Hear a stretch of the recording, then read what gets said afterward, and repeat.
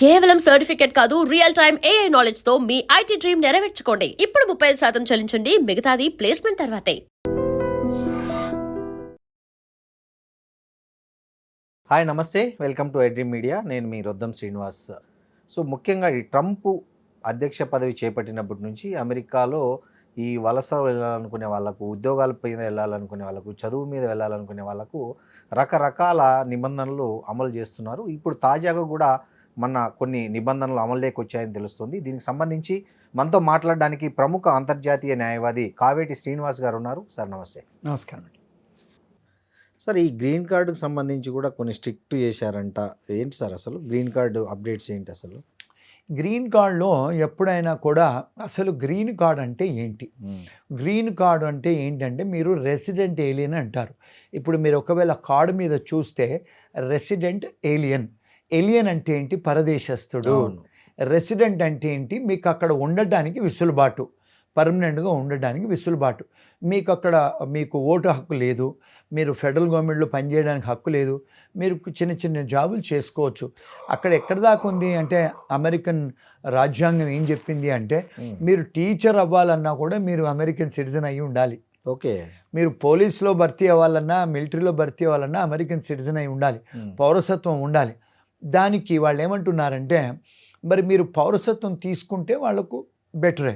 కానీ ఇప్పుడు ఈ గ్రీన్ కార్డు మీరు తీసుకొని మన దేశస్తులు మీరు అమెరికాలో, ఇండియాలో లేకపోతే వేరే దేశాలలో ఇల్లులు కట్టుకుంటారు, బ్యాంక్ అకౌంట్స్ ఆపరేట్ చేసుకుంటారు, వివిధ దేశాలలో మీరు ఇల్లులు కొనుక్కుంటారు, బిజినెస్లు పెట్టుకుంటారు. కానీ అమెరికా దేశానికి మీరు ట్యాక్సులు కట్టరు. మీరు ఊరికే అక్కడ పిల్లలకే కానీ లేకపోతే అక్కడ ఉండడానికే కానీ బిజినెస్ల కోసం చేస్తున్నారు. మీరు ఒకవేళ 180 రోజుల కంటే మీ దేశాలకు బయట దేశాలకు వచ్చేది ఉంటే మీకు అక్కడ ఉండే డొమిసైల్ అంటే మీకు ఇంటెంట్ టు లివ్ అనేది లేదు, ఇంటెన్షన్ లేదు ఆ దేశానికి. అందుకని చెప్పి వాళ్ళు 180 రోజుల తర్వాత ఎవరన్నా వస్తే ఎయిర్పోర్ట్లలో ఆపేసి వాళ్ళ గ్రీన్ కార్డులు క్యాన్సిల్ చేసి పంపించేస్తున్నారు. ఓకే. ఇంకా చాలా స్ట్రిక్ట్ చేస్తున్నారు, అంటే డే బై డే. ఓకే. ఈ గ్రీన్ కార్డ్ బ్యాక్లాగ్ కూడా చాలా ఎక్కువ ఉందని వింటున్నాం సార్, అది ఎట్లా? ఎందుకు అంటే అక్కడికి వచ్చేవాళ్ళు 190 దేశాల నుంచి వస్తారండి. అవును. చాలా ఎక్కువగా వచ్చేవాళ్ళు చైనా వాళ్ళు, చాలా ఎక్కువగా వచ్చేవాళ్ళు ఫిలిపీన్స్, చాలా ఎక్కువగా వచ్చేవాళ్ళు ఇండియన్స్, మెక్సికన్స్ అండి. వీళ్ళే మెజారిటీ నంబర్స్ అన్నట్టు. ఓకే. ఎందుకు అంటే వాళ్ళ దేశంలో వాళ్ళు కొంత పర్సంటేజెస్ ఇచ్చారు. అంటే ఒక్కొక్క దేశానికి ఇంత పర్సంటేజ్ దేశస్తులే మా దేశంలో ఉండాలని. అమెరికాలో ఇండియన్స్ చాలా ఎక్కువ మంది ఉన్నారు, స్టూడెంట్సే కానీ, వర్క్ పర్మిట్సే కానీ, వ్యాపారస్తులే కానీ, ఇల్లీగల్గా వచ్చేవాళ్ళు. అలాగే చైనీస్ కూడా ఉన్నారు, అలాగే ఫిలిపీన్స్ ఉన్నారు, మెక్సికన్స్ ఉన్నారు. ఈ 4 దేశస్తుల వాళ్ళకే అంటే దగ్గర ఇప్పుడు ఇండియన్స్కు 100 సంవత్సరాలు వెయిట్ చేయాలి గ్రీన్ కార్డ్కి అని చెప్పి పెట్టారు. ఎందుకంటే కోటా అంటారు దీన్ని, కోటా వరకు మీకు ఇంతే కోటా, మీ దేశంకి ఇంతే కోటా. మరి ప్రపంచవ్యాప్తంగా వాళ్ళు ఇవ్వాలి కదండి గ్రీన్ కార్డు. మరి 190 దేశాలలో 160 దేశాలు 170 దేశాలు వాళ్ళు వస్తే మరి ప్రతి దేశాన్ని న్యాయం చేకూర్చాలి కదా. మరి ఇండియన్స్కు, చైనీస్కు, మెక్సికన్కు, ఫిలిపిన్ వాళ్ళకి ఇస్తే ఎలాగా? అందుకని కోటా సిస్టమ్ పెట్టారు. ఆ కోటా సిస్టంలో కూడా ఏం పెట్టారు? హైటెక్ ప్రొఫెషనల్స్ కొంత పర్సంటేజు, MBA MS చేసిన వాళ్ళు కొంత పర్సంటేజు, మరి బ్యాచులర్స్ చేసి వచ్చేవాళ్ళు కొంత పర్సంటేజు, మరి మామూలు అదర్ వర్కర్స్కి వస్తే కూడా ఇవ్వాలి కదా. మరి పొలిటికల్ అసైన్ల వాళ్ళకి ఇవ్వాలి, వ్యాపారం పెట్టే వాళ్ళకి ఇవ్వాలి. సో కోటా వైజ్గా వాళ్ళు డిస్ట్రిబ్యూట్ చేశారు గ్రీన్ కార్డు.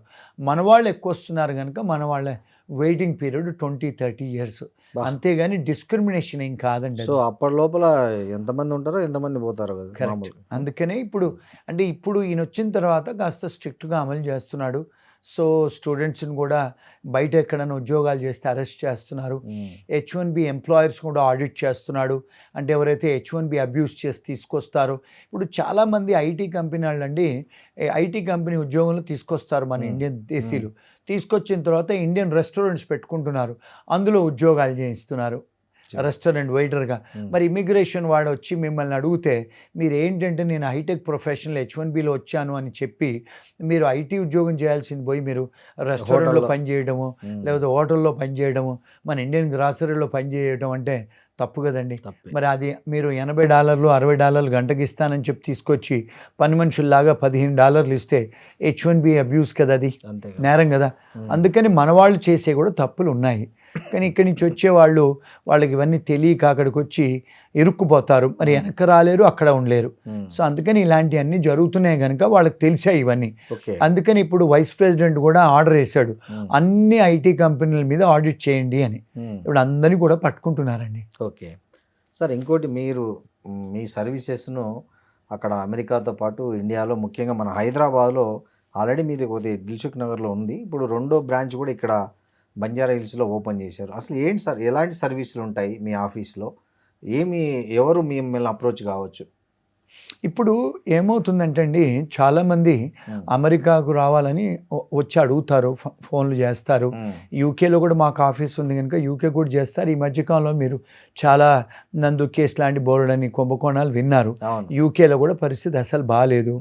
ఆస్ట్రేలియాలో కూడా వాళ్ళు పెంచేశాడు, అంటే పాయింట్ సిస్టమ్ పెంచేశాడు, మీకు ఇంగ్లీష్ రావాలి అవి ఇవి రావాలని. కెనడా వాళ్ళు కూడా ఇప్పుడు క్లోజ్ చేశారు. ఇప్పుడు అంటే ఇమిగ్రేషన్ చాలా మటుకు క్లోజ్ చేశారు.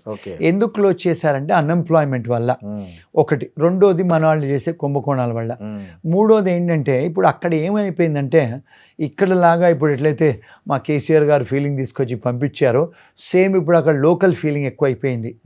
అంటే మేము లోకల్ వాళ్ళకి మాకు ఉద్యోగాలు రావట్లేదు, గొడవలు అవుతున్నాయి. నాలుగోది ఏంటి అంటే ప్రపంచవ్యాప్తంగా ఈ ముస్లిమ్స్ ఏదైతే వచ్చేసి వాళ్ళ మాస్కులు పెట్టేసి ఇప్పుడు జర్మనీలో యూరోప్లో వాళ్ళు ఏం చేస్తున్నారు, అన్ని మాస్కులను కూలగొట్టేసి ముస్లింని వెనక్కి పంపించేస్తున్నారు.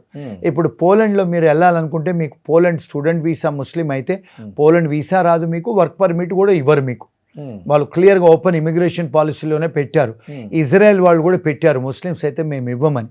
ఇట్లా కొంత మత కలహాలతో కూడా ఇప్పుడు మన వార్స్ కూడా అవుతున్నాయి కనుక వాళ్ళు బాగా రిసెంట్మెంట్ చూపించేసి వాళ్ళు మదే రావద్దని చెప్తున్నారు. అది లోకల్ ఫీలింగ్ ఎక్కువైపోయింది, ఎందుకంటే లోకల్ వాళ్ళకు ఉద్యోగం లేకుండా అవుతుంది. సో దానివల్ల కూడా ఒక కారణం, one of the geo politics, ఇవన్నీ జియో పొలిటికల్ ఆస్పెక్ట్స్. ఇప్పుడు చాలామంది ఏం చేస్తున్నారంటే ఏషియాలో జపాన్కి వెళ్తున్నారు, ఎందుకంటే జపాన్లో ఓల్డ్ ఏజ్ పీపుల్ 90 సంవత్సరాలు 100 సంవత్సరాల దాకా ఉంటున్నారు, ఎందుకంటే అక్కడ ఉన్న లివింగ్ కండిషన్స్ బాగున్నాయి. అందుకని ఇప్పుడు చాలామంది జపాన్కి వెళ్తున్నారు, జర్మనీకి వెళ్తున్నారు అంటే భాష నేర్చుకొని, మాల్టాకి వెళ్తున్నారు అంటే యూరోప్ దేశాలకు వెళ్తున్నారు మన స్టూడెంట్స్, అక్కడ కూడా వర్క్ పర్మిట్ దొరుకుతున్నాయి. ఇప్పుడు ఈ మధ్యకాలంలో నిన్న ఒకరు వచ్చారు మన ఆఫీస్లో, చైనాలో ప్రొఫెసర్, ఆమె తెలుగు ఆవిడ. మరి చైనాలో ఎలా ప్రొఫెసర్ అంటే ఇంగ్లీష్ నేర్పిస్తుందంట తను. అంటే చైనా కూడా వెళ్తున్నారు చాలామంది ఇండియన్ ప్రొఫెషనల్స్. మరి ఇది ఎంతమంది తెలుసండి, తెలియదు కదా. సో ఇవన్నీ తెలపడానికి మేము ఏఐ సెంటర్ పెట్టాం, ఆర్టిఫిషియల్ ఇంటెలిజెన్స్ సెంటర్ పెట్టాం బంజారా హిల్స్లో. ఎవరైనా ఎక్కడికైనా వెళ్ళాలి, కరెక్ట్ అండి, సాగర్ సొసైటీకి డౌన్లో కరెక్ట్ మీ ఆఫీస్ ఉంటుంది. అవునండి. ఓకే, వాళ్ళు ఎవరైనా వచ్చి తెలుసుకోవచ్చు. నిన్న జాపనీస్ వాళ్ళు వచ్చారు, ఇప్పుడు నెక్స్ట్ వీక్ వాళ్ళు వేరే ఫారిన్ లాయర్స్ వస్తున్నారు, ఇంకా చాలామంది ఫారిన్ లాయర్స్ కూడా తీసుకొస్తున్నాము, వాళ్ళతో కొలాబరేషన్ కూడా చేశాము. ఎందుకంటే ఏఐ అని ఎందుకు పెట్టామంటే, కావేటి ఏఐ లా ఫర్మ్ ఎందుకు పెట్టామంటే, ఇప్పుడు మనం నిజంగా ఒక లాయర్తో మాట్లాడాలంటే $500 అవుతుంది ఒక లాయర్తో మాట్లాడంటే. ఇప్పుడు మేమేం చేసామంటే సోఫియా అనే మేము కూడా సబ్స్క్రైబ్ చేసుకున్నాం ఒక రోబో లాయర్తోని. ఇప్పుడు ఆ రోబో లాయర్తో కూడా మేము కన్సల్టేషన్ చెప్పిస్తాం అమెరికా నుంచి. సో అప్పుడు $50 $100 అవుతుంది, అందుకని పెట్టాం ఏఐ ఫర్మ్ అని. నైస్ సార్, చాలా బాగుంది మీ కాన్సెప్ట్, చాలా బాగుంది. అదే హైదరాబాద్లో నాకు తెలిసి ఫస్ట్ ఏఐ రోబో లాలో పెట్టింది మీ ఫర్మే అనుకుంటా. అవునండి, ఇండియాలోనే ఫస్ట్. నిన్న ఆల్ ఇండియా రేడియో వాళ్ళు నేషనల్ న్యూస్లో ఇచ్చారు మాది. గ్రేట్ అండి, ఇక్కడ పెట్టారు ఇప్పుడైతే బంజారా హిల్స్. అవును sir. Nice, very nice sir. Thank you అండి, థ్యాంక్ యూ వెరీ మచ్.